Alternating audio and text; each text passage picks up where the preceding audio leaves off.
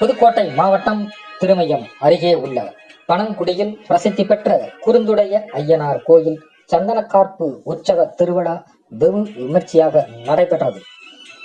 25ஆம் ஆண்டு விழாவை ஒட்டி விறுவிறுப்பான மாட்டு வண்டி எல்கை பந்தயம் 32 ஜோடி மாடுகளுடன் சீறி பாய்ந்தன.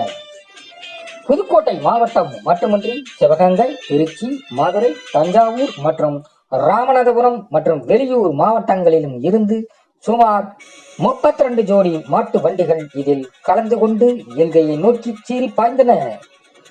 பெரிய மாடு மற்றும் சிறிய மாடு என இரு பிரிவுகளாக பிரிக்கப்பட்டு பந்தய போட்டிகள் நடைபெற்றது. பெரிய மாடு பிரிவு இப்பிரிவில் 10 ஜோடி மாடுகள் பங்கேற்றன. நிர்ணயிக்கப்பட்ட பந்தய தூரம் மொத்தம் 8 மைல் தூரமாகும். முதல் பரிசு அவனியாபுரம் மோகன், 2ஆம் பரிசு கே புதுப்பட்டி KS அம்பாள், 3ஆம் பரிசு தொலையானூர் ராமசாமி, 4ஆம் பரிசு கரியாப்பட்டி இலக்கியா. சிறிய மாட்டு பந்தயத்தில் 22 ஜோடி மாடுகள் கலந்து கொண்டன. பந்தய தூரம் 7 மைல் தூரமாக நிர்ணயிக்கப்பட்டது.